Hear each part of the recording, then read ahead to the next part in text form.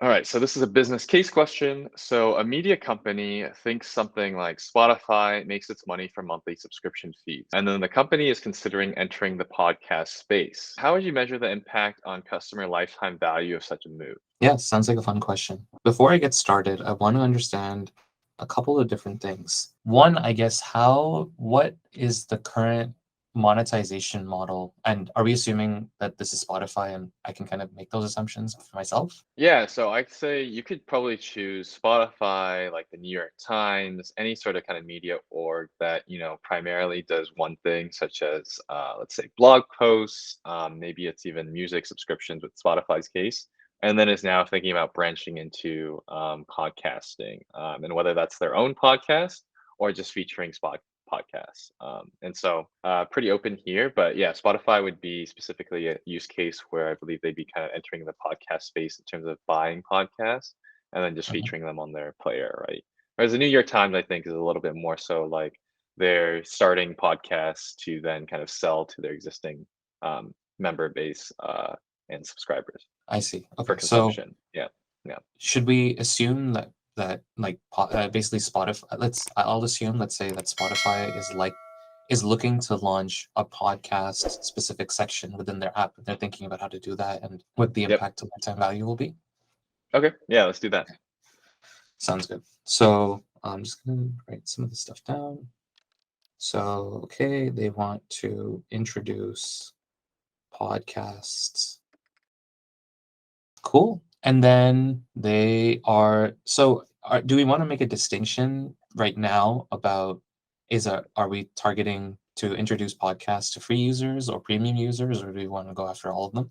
Yeah, I guess what do you think about that? Because I think that's actually a pretty crucial question and would love your take because I don't know if that's something that I would necessarily have a decision on. I see. Okay. So I'm trying to take this as really an understand. First of all, I want to understand why Spotify or why podcasts make sense to Spotify, or what the kind of motivations could be behind them looking into this space and wanting to enter it. So I'm just going to write down a couple things that I know about Spotify, and then maybe we can fill in the gaps there, and then from there we can try to understand what the internal and the external motivations would be for them trying to Hmm. enter this new space. Does that sound good? Okay, sounds good. Cool. So, from an internal perspective, I think Spotify is split up into really free and then premium. So, premium, I understand, is that they have a couple different plans. So, I can go into the plan details because I think I remember some of them off the top of my head, but really it's like Hmm. individual, student, and and then I think they also have like a family offering. Yep. So all three of them are monetized in different ways, but let's assume just for now that the average monthly revenue per user is approximately $7 per month. Okay, and then for the free offering, I remember them having basically limitations on what there's more features that are available for premium users, of course, but really the way that they make their money from free users is ad supported content. And I remember for we can assume this as well, but I think the from the past research that I've just generally read about Spotify, I think 90% of the user base falls into this premium category, and then 10% is on the ad supported content um, aspect of Okay. things. Does that sound about right to you? I think so. To me, that does seem kind of high. 90% are on premium. Yeah. Maybe that's, I think, let's make that assumption. Let's see how it goes. Okay. Well, I can Yeah. if it seems a little high intuitively, I'm happy to kind of adjust it. So let's go with a 25%, 75% split. Okay. If we kind of make that assumption, then so ad supported content, of course, you're definitely not getting the monthly revenue per user that you're getting with premium. I'm going to assume that it's likely between half to maybe $5 per user on the top end, depending on how Hmm. heavy the consumption of content is through the ad supported model. So I'm going to assume that MRPU here is about 350 to 7, or sorry, 5. So I'm gonna because the standard way to measure, like, I guess, SaaS metrics is usually through ARPU. I'm gonna convert this into a 12-month figure, and then we can have a apples to apples comparison. or we can Gotcha. leave it at monthly. For like a monthly user, I'm gonna actually assume that it's between $36 and $60. Sorry, for a free user per year Hmm. per user, and then for a and premium subscriber, it's gonna be somewhere between around 84 per year. Right. Yeah, cool. So I guess really the challenge I think that Spotify is probably having is with keeping people on their premium subscription, either keeping people in their premium subscription, um, and prevent them from moving into an ad-supported model. Motivations, let's go into that. So there's a couple things. One is keep people from churning, Hmm. and churning kind of breaks down into actually two angles. One is the free offering, and the other thing is the premium. And there's a couple ways that they can go on a premium angle. They can either leave, downgrade. Hmm. So the reason I'm trying to do this is really to understand what incentive Spotify has to launch this so that they can keep the model that they have today, or the monetization or the revenue model that they have today set up. Yep. And then for free, I'm thinking that likely, just again, in the context of churning, I want to keep and say that free, and the only really other option is leave. Because there is one more option that they could take, which is actually to upgrade, but that's not part of this framework right now. Yep. So two is, let's actually look at this from the other angle, which is upgrades. So we actually want people to go from free to premium. And then the third one is engagement and usage. From that angle is, of course, I think it implies that we want to either encourage usage of free or encourage usage of premium to spend, so that people have more incentive to stay within the app and stay within the ecosystem. But four is also to grow. And I think the current market today, and this is where I'll get into the competitors now and we'll start transitioning to the external motivations, is that there's just not that many options available to people today to stream or consume content in that streaming fashion. There's like a couple of major heavy hitters that you have, but in the podcast space, it really expands even further. Grow user base. Yeah, is there anything that you think I've missed here on the internal side before we move forward to the external side? No, I think you actually probably hit on every single one of them. And mainly, I think this is great because you're kind of going between growth, upsells, continued engagement, and then reducement of churn, which is probably everything you need for SaaS at this point. Yeah. Cool. Now, engagement and usage. So I'm going to actually break this down into a couple buckets, which is I'm going to look at them differently and then grow. On engagement, I am going to look at really how do we get people to check out new content? And on usage, really the biggest metric here is time spent in app. On the grow side, well, really it's adding new users to the app. So actually, grow exists in two ways. One is increase number of free users and increase the number of paid users. And really, the other thing is, so around engagement and usage, I think there's the high level metric, but there's also things that I would consider like time spent by free, and actually free and paid.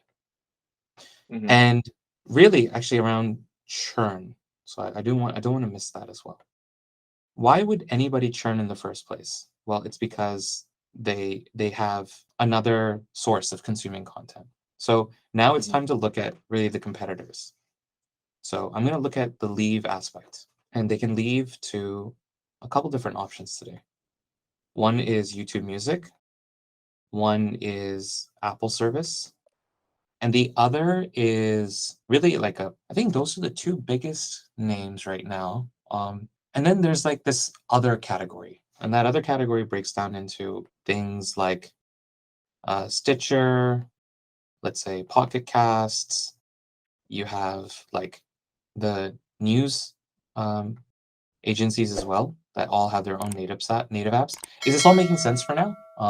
And then is there anywhere you want me to clarify and go back to? This makes sense. I think specifically we should probably start drawing it into how podcasts affect the space, right? Because we're still Mhm. talking about kind of music and their core business model of Spotify.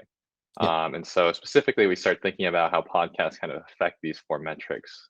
Where do you think the first one kind of stands out of like all four of them? Yeah, I think the biggest reason to launch podcasts is to make sure that people that are in the Spotify ecosystem stay within the Spotify ecosystem. So it's Hmm. really increasing like staying power, if you want to call it. Okay, so decreasement of churn. And Yeah. I guess why do you say that one versus like growth and the other one engagement, and then I think was it upsells? Yeah, exactly. The upsell aspect. Well, so staying power kind of again breaks down into prevent churn, but also an upsell piece Hmm. in my mind. You're actually solving kind of two aspects there. Is one, you're converting you have another reason for free users to convert into premium users. And Hmm. for churn, it's for premium users to stay in Spotify and continue using the app because it's the place where they can get everything, not just the music or the music that they are usually listening to. Okay. Yeah. With that in mind, the reason that I'm thinking of preventing churn as a top aspect is because if Spotify doesn't offer podcasts, then I have to find an alternative app to consume podcasts. And Hmm. for iPhone users, that's likely to be like the podcast app that's native on iPhone, or that's going to be for Android users, it can be really any selection of apps from the App Store or from their Play Store. Okay. Okay. And Play Store apps. So while the podcast app doesn't have there's no cost to an iPhone user using the podcast app, but I then have to set up an entire library within a different app ecosystem than I would if Spotify wasn't there. And so there's no reason for me to stay in Spotify and continue using it if that's not what I'm consuming anymore. If my consumption habits are changing. From Hmm. the Play Store app, there's a lot of monetization that is going on within the app itself. I do remember that there are some apps that do offer basically if you don't pay for a premium subscription, it's an ad supported model as well. So they'll insert ads at different places in the podcast um, and that's from the app, not from the actual content creator. Yeah. So from an upsell piece though, is free users if podcasts were introduced, free users would get again the ad supported model of Spotify, but this time within the apps, within the content itself. So it becomes a really a better offering altogether for people to stay in. Okay. And I guess so let's say you are the PM, at Spotify or Mhm. the executive who has to deal with this decision, right? And I think all of these kind of sound logically correct, but let's say that because we are so data driven, we have to like come up with some sort of like metrics to kind of analyze and then also use as basis for like quantifying that, this is the right decision, right? So for example, if we enter the podcast space, I can assume that it's going to cost, 1 year of like 100 engineers time to like build the podcast feature, and then let's say buy a bunch of like media orgs to then basically create podcasts, right? And so essentially there is a cost. And so is there any kind of quantification in terms of how we can make sure that this cost is worth it, all right, because this is such a huge decision? And I think while your kind of like metrics there, or not your metrics, but like generally the flow that you're saying does make a lot of sense. Specifically, do we have to like quantify this by actually saying like, okay, if we didn't do and actually enter the podcast space, what would happen to Spotify? Would it be significantly worse, in the next few years for our business? So looking at churn, I would be curious to understand the actual underlying data of percent of people that are leaving the app because podcasts weren't available. And like a higher order above that is, did they feel that the content that was available was comprehensive in relation to other apps? So Hmm.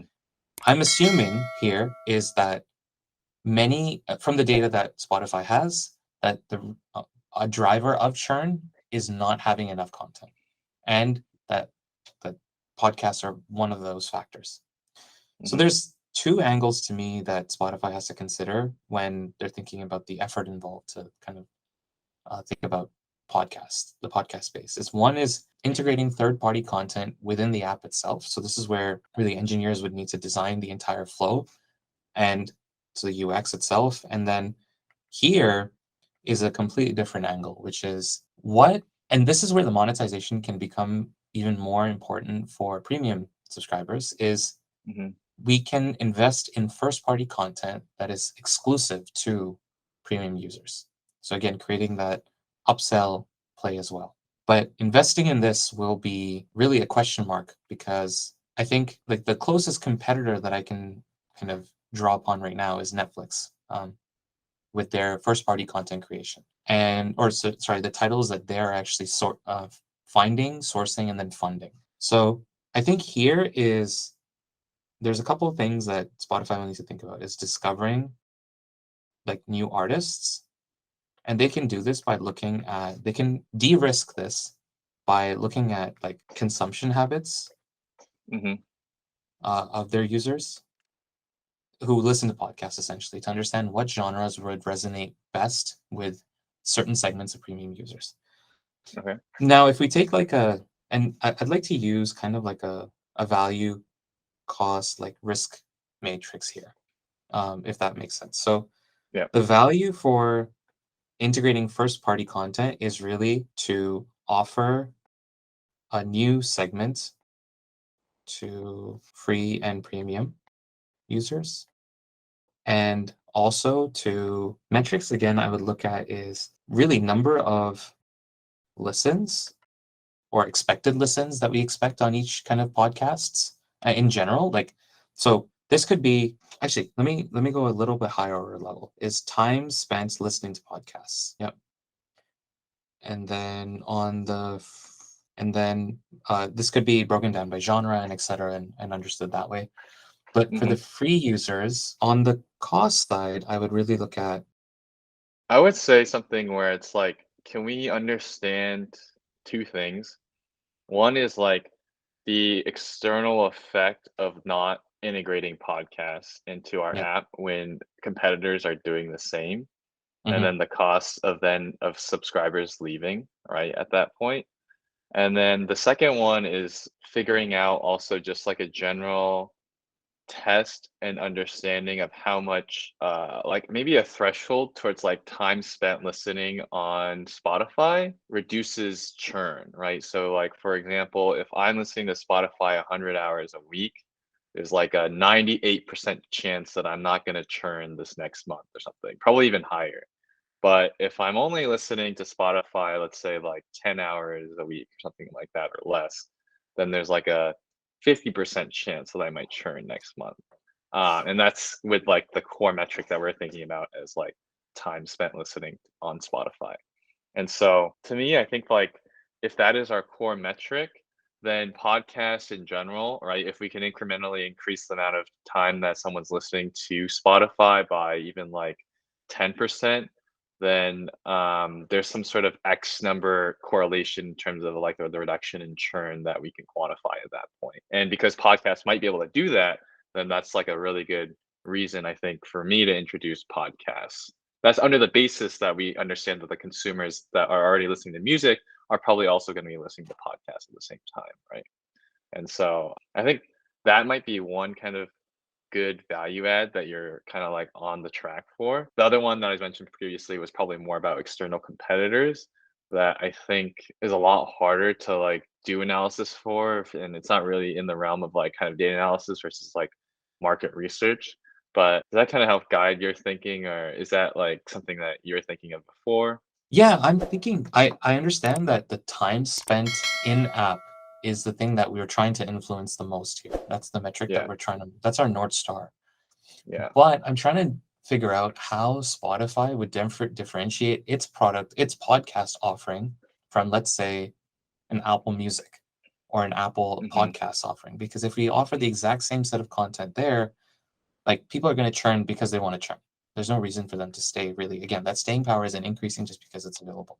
Like, for example, if I'm an established, I'm thinking if I listen to podcasts, I already have a way of listening to those podcasts. I have a way they're already organized for me in the fashion that I want. I already have my subscription set up. So if there's any third-party content that I'm consuming from outside. For example, Stratechery is a news outlet.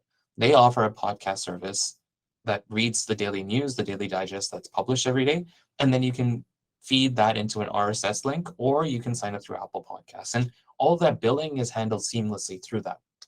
There's no Mm, reason for me to switch over to Spotify because even though I'm a premium user or a premium subscriber to it, because I have everything set up already. So you have to give people a reason to switch over. If you're not already a consumer of podcasts, sure, that you're trying to then change actual like behavior, a user behavior at a Spotify level.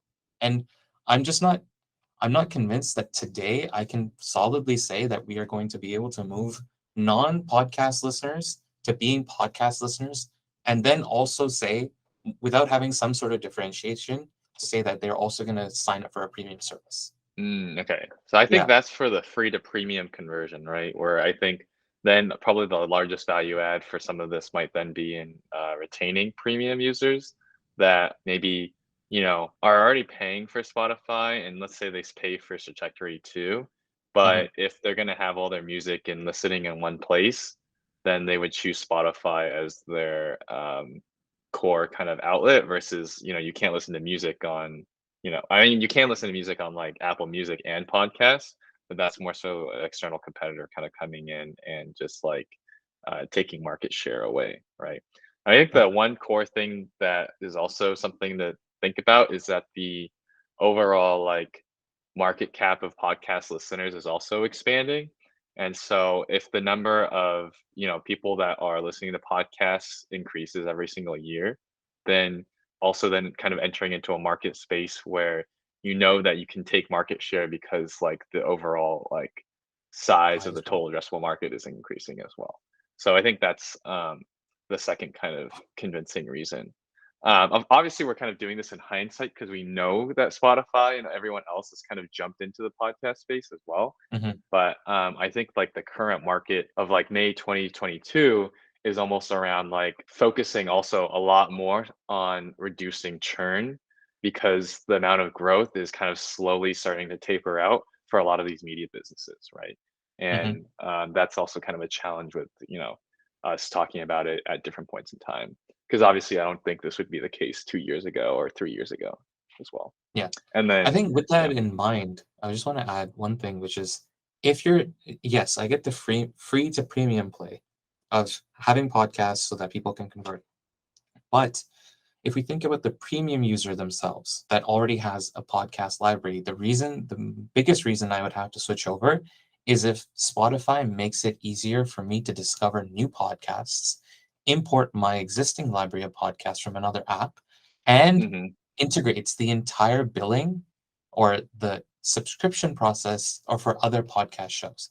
And finally, is if Spotify gives me exclusive content within the app as a premium subscriber, then it increases my it that are to me those are the four biggest drivers to reduce churn because today I have better recommendation options or recommendation solutions available from third parties, even for music. So you can't really exclude that.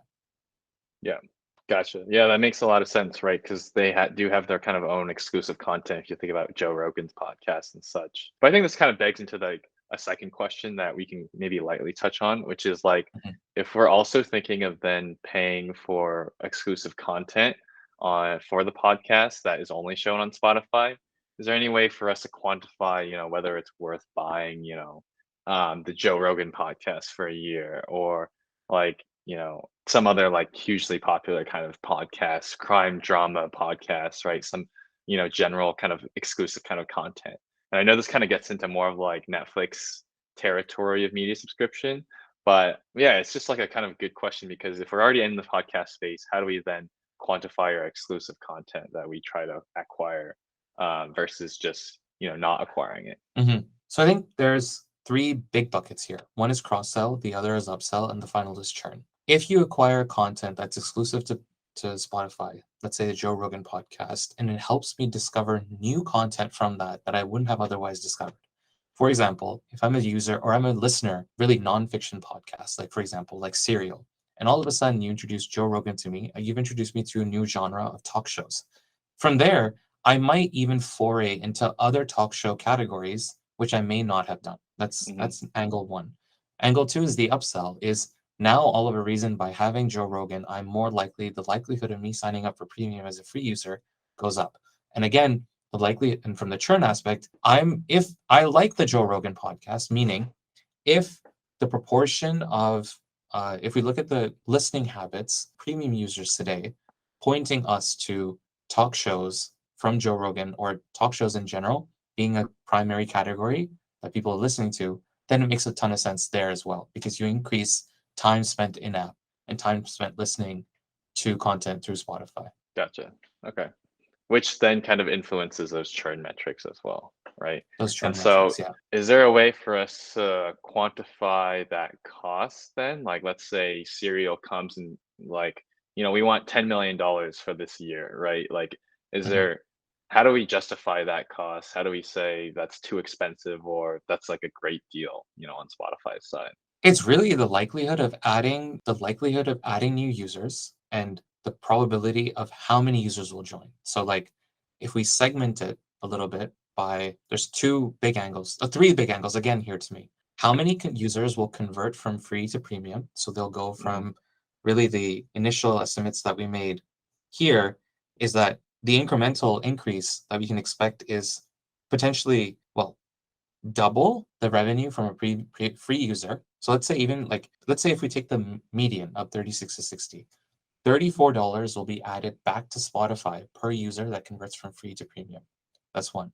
Two is $84 per year per user. A percent of those will stay.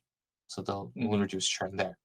And then the final angle is how many premium users are we adding that weren't already free users? So that growth angle. So Hmm. if we can predict or if we can estimate the likelihood of all three and then somehow also understand how many users we're incrementally going to add in all three categories, then we can form some sort of revenue estimate. At a high level, we can also look at the total addressable market, where existing podcast listeners are actually gravitating to and what categories they're looking at. For example, if cerebral documentaries or docuseries, for example, like The Dropout, actually Hulu is a great example of something like this, who Yep. they just built their own content. Now I'm more likely to actually join Hulu because of that. And because docuseries is a growing segment within the total market, then we can try to estimate the likely number of users that are going to switch or join Spotify. And talk shows are becoming more common. Really, political discourse is another genre interest to I think the US market at least. World news is also becoming more conflated. So you can also go into the idea of offering a pure truth series, if you want to call it, with no misinformation or disinformation. So there's areas that can be explored at a higher trends level as well, and then correlated back to number of users likely to listen to this content at a general level. Gotcha. That's great. Awesome.